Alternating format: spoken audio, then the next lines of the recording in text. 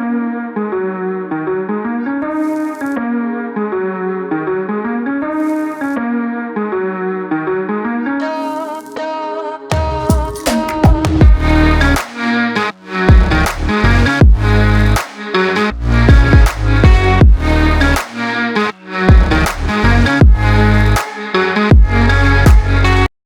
right, welcome to the NELLY podcast. Today we got a special guest, Amos Olson. He works down at the high school with us, and he does an esports team down there, correct?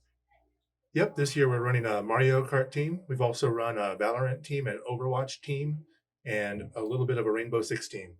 Oh, really? Yeah, I've dabbled in most of those games there, but what kind of got you into that environment of the esports? Well, a lot of it is I myself never played a lot of, say, sports back in high school or middle school when I was a kid. But now as an adult, I can see like the benefits that come with a lot of that team play and the sports of the organized sports.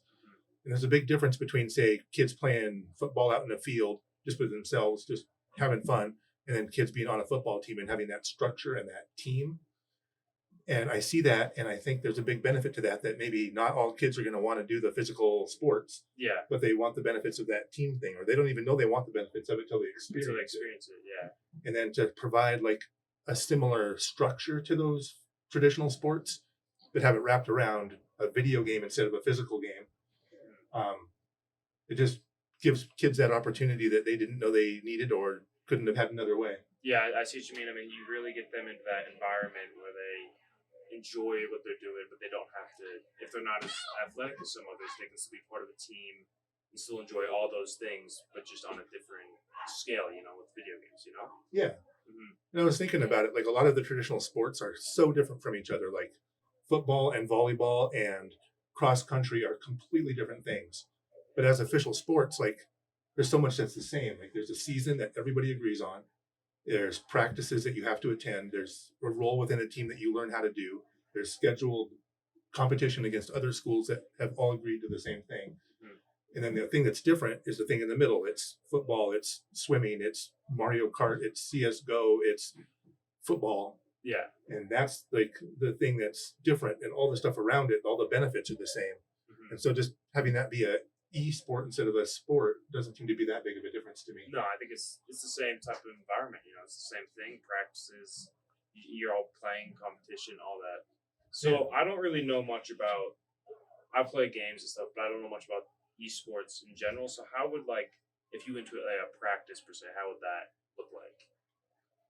Well, it's pretty similar to what I see at sports practices. You show up, you warm up with maybe flick shoot training exercises if we're on a first person shooter. Mm-hmm. A couple of quick rounds of like just offline Mario Kart if we're doing that. And then you settle in and you actually play together as a team with specific things in mind. Like we know we've got to get better at this map. We're going to play this map until we're good at it. We know we need to get better at healing. Like our main attack person, like we've got to actually work on our communication. Like we've got goals we're going to set. We're going to practice those things, and then if we need to, we can review tape or recordings of what we've done before, or review like the last game that we played against another school and see where we need to improve. And once a week, we also go and do physical workouts. So it really is just like every other sport.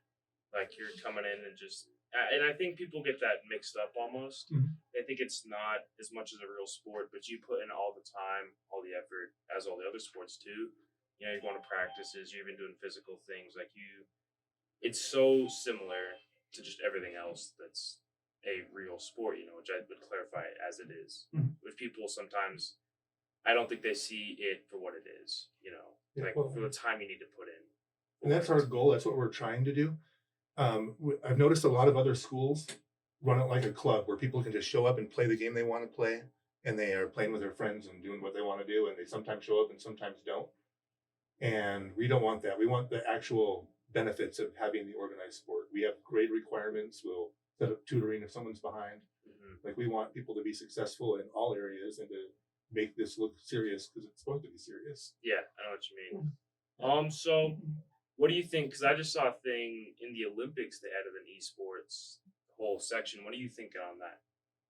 I think that if they have all the other structure in place, that I don't see a problem with that. It's like a mental esport. Yeah. So it's like you think it'll work and progress for many years to come.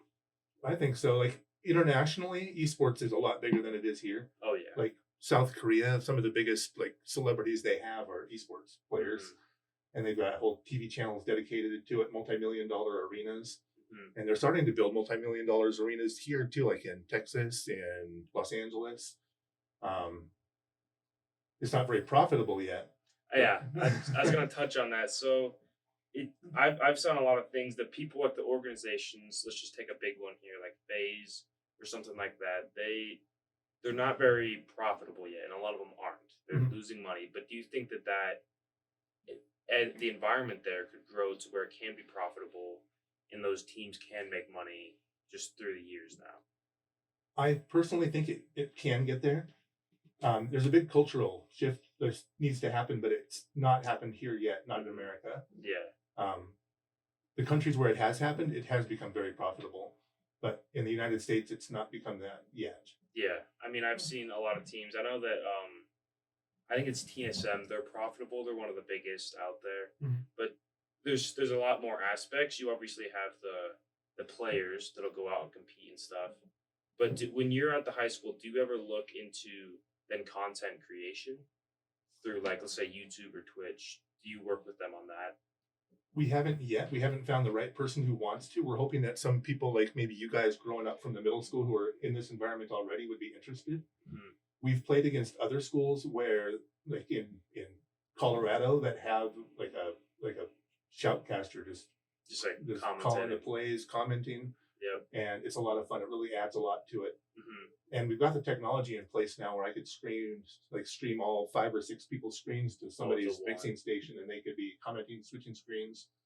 We just haven't found anybody interested in that aspect yet, but I would love for that to be a thing. Yeah, I think it'd be cool if someone came in and did that. It is a big part of it, and I think it's a real cool, like, just thing that could happen, just aside from, like, actually, like, professionally playing, not professional, but you know what I mean, like, actually competing. You can also have another passion of just enjoying watching and just commentating, but you're still involved. You know? So, yeah. And that hypes up everybody. Yeah, exactly. It helps everyone just get hyped up and everything. I think that, like, the streaming part, that's also a big thing of, like, they're not making much money. Streaming is a large way of making money. Like, you see YouTubers with millions of followers, they're bringing in a large sum of cash every month. Also, it's just about finding the right kids that want to do it. Like you said, some kids that just aren't really that athletic, don't really like playing like other sports like football, volleyball, softball, all that stuff. They just kind of like playing their games, and now they can do that. I think that's pretty cool. And make a profit off it too in the long run. So there are colleges out there that kind of focus on this. How do you prepare them to go to, like, do you prepare them to go to college if they want to in esports? We have not personally focused on that too much yet. We've had some kids go to Northwest and be on their esports team, and also down to UW. A big hurdle we have right now is that the Wyoming High School Athletics Association, the WHSAA, does not yet recognize esports as like an official thing. Oh yeah. More than half of the states do now, and there's like state level competitions for like 5 or 6 or 7 titles, and we're pushing hard to get Wyoming on board with that, because then you have like the full weight of the athletic association behind it, and there's more buy-in from people who want to be in there for lettering or for a scholarship or whatever. Yeah.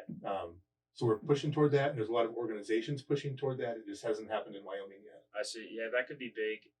If they do join in, I think that would also help. Like you said, you get scholarships. You'll have the Wyoming just behind you almost, it feels like. So yeah, if you really get that, I feel like you could really help send people off to college, help them do their dreams. Because, you know, like, I know a lot of people that, like, are good at games, but they're just like, you know, you can't do anything with it. But now you can. And so I think if here they get that could be big, because then some kids could actually keep going with this and maybe make it big with it, you know, go to like a professional team.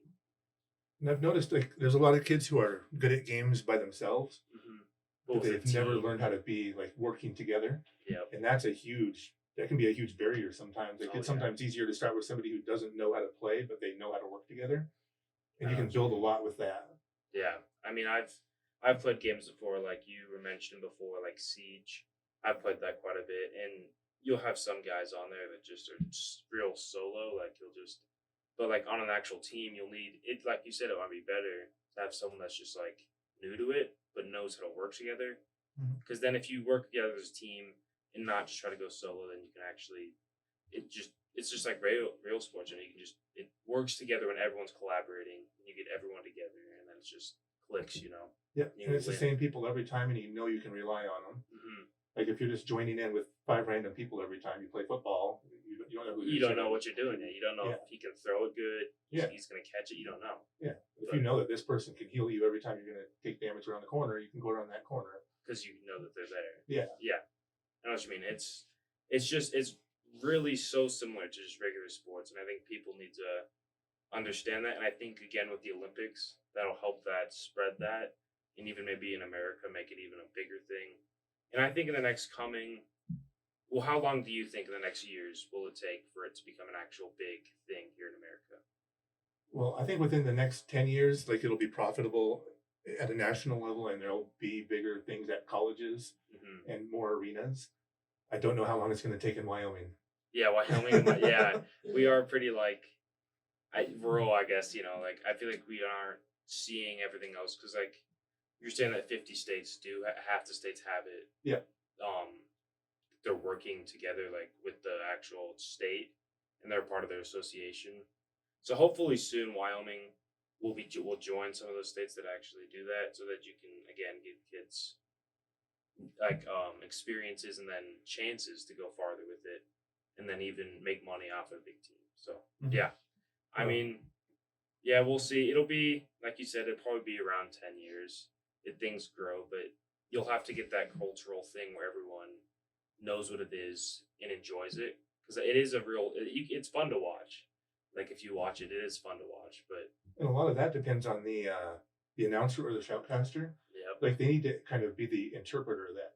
yeah, Somebody looking at it who pretty doesn't know much. what's going on. There needs to be somebody hyping it up and saying what's going on. Yeah, I think interpreter is a good thing, because there definitely are people that are looking from the outside and say, no clue what this is. But you'll need that one person there, and especially if you can get that then in Cody, someone who practices that, then that'd be really good, because then you could have another person again that just hypes it up, just says what's going on. That'd be really cool. Yep. Yeah.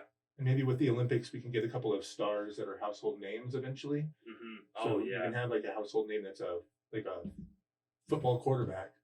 Maybe there can be one that's It's like a an recurring esports person that comes back. Yeah. Yep. And that could even then show off if you have a star from one team that's in America, you could get people to see that team and like watch them, and then just grow the whole thing. So it could just take one person that really could help it grow, and then later on just more and more and more. And I think it could be as big as some sports it has today. It'll just take a little while, but it's getting there for sure. I mean, people are getting introduced to it and loving it a lot more, which is really cool. That's the hope. But for now, it's just great to have it and have some fun. Yeah. Yep. Well, I think that's gonna wrap it up for us. I mean, thanks for coming on. Yeah. That was really fun. So yeah. All right. Thanks Have for a good having me. Thank you. Yep.